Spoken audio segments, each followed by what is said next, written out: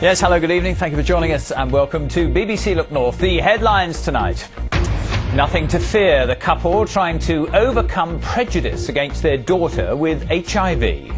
There's actually no recorded case of child-to-child transmission of HIV, and I firmly know there is nothing to be concerned about.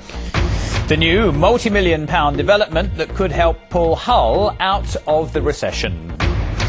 Who will be first to the checkered flag? Candidates debate the big transport issues ahead of the elections in Lincolnshire. And anyone for polo? Who is this celebrity getting into the swing of things? Cooler, fresher weather on the way. Join me for all the details at 6:45.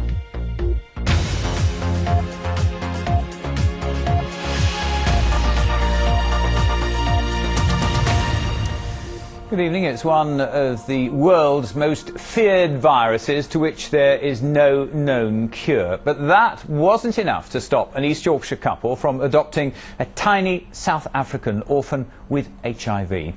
On their honeymoon, Ian and Natalie Westwell fell in love with Star. Now, 4 years and £17,000 later, they've overcome people's fears and prejudice to give her a new life in England. They told Phil Connell their story. Cute baby, really, wasn't she? I mean, she was only one when we first met her, so I mean, she was still a baby. So she just never smiled, though, did she? All the other kids smiled, but she never smiled. And we spent 2 weeks trying to get her to grin. And eventually we did, didn't we? The last day we saw her, I think she smiled. When Ian and Natalie Westwell were on their honeymoon, they weren't just in love with each other. As volunteers in a South African AIDS orphanage, they also fell in love with a little girl called Star. How about Megan? Megan can come too. How about Daddy? Daddy can definitely come too. How about you? Can I come? Yeah. When they first met Star, she was a year old, an orphan and victim of the AIDS epidemic sweeping South Africa. She'd been born with HIV, but with no medication, she was desperately ill. In the beginning, she was just very ill, and then as the 14 months progressed from through the adoption, she got progressively worse. And by the time we came to the adoption, we did worry at one point that we weren't going to make it in time, didn't we? But despite her deteriorating health, adopting Star was to prove a long and complex process. It cost the Westwells £17,000 and took more than a year to complete. But for Ian and Natalie and their 2 existing children, the problems didn't end there. Back home in Roos near Withensea, Star's arrival at the local school initially caused fear and concern. We used to hear things like, you know, Mrs. Bloggs has found out Star's got HIV and she's not happy about it. And I just wanted to say, well, do you think I'm happy about it? You know, it's my daughter that's got it and she's got to live with it. But after I got over the initial shock and worry about how it was going to pan out for us all here, it just made me more determined to get out there and just get people to love Star for the child she is and not be worried about HIV. The Assistant Director for Children and Young People in East Yorkshire admits that pockets of discrimination may still exist, but says in Star's case, support and education has definitely helped. The staff at the school need some extra help, and they've had some training from specialists so that they understand the condition and know what to do. And to that extent, I think, you know, it's a question of managing the situation as best you can. The Westwells are now planning to set up a charity in Star's name, one inspiring family who, through sheer determination, are changing people's perceptions of HIV. So long as she carries on responding to the medication, then they can carry on changing the combinations of the drugs, and she'll live a full, healthy, normal life and even have children of her own one day, apparently. It's a world away from what it was we thought it was going to be. Yeah, it's brilliant because she is just so healthy in comparison to how she was and loving life.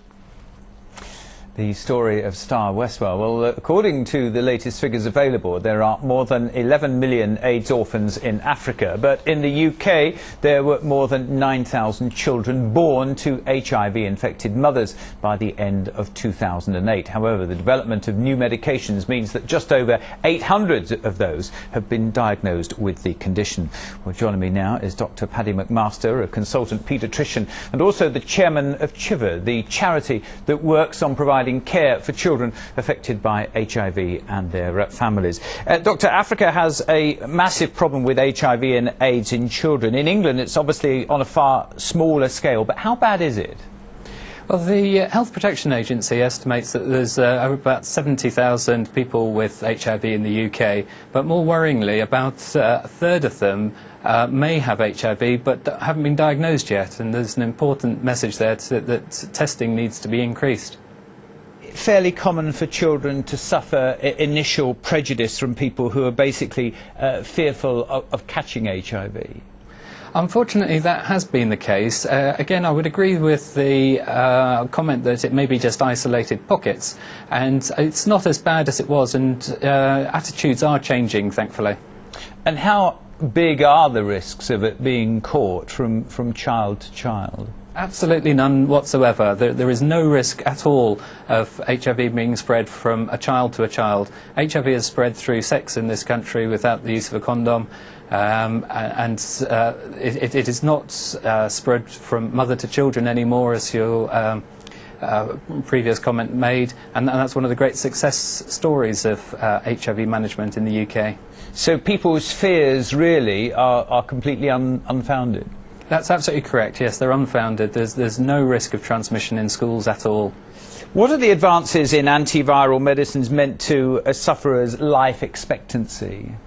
Well, we now expect that people with HIV, so long as they stay on the medicines and take them regularly, should have a completely full and normal life. And as the mother said in that interview, mothers with HIV can have children and fully expect them not to be infected either. Doctor, it's very good to talk to you tonight. Thank you very much indeed for joining us from Birmingham. Most grateful. Thank you for being there. In a moment, should these trees be sacrificed for a power station? Ambitious proposals have been unveiled for another tourist attraction on Hull's waterfront. The project would convert a disused dock into a glass-enclosed tropical zoo next to the Deep at a cost of £13 million. It's hoped the plan would help bring in thousands of more tourists to the city. Our business correspondent Paul Murphy has this report.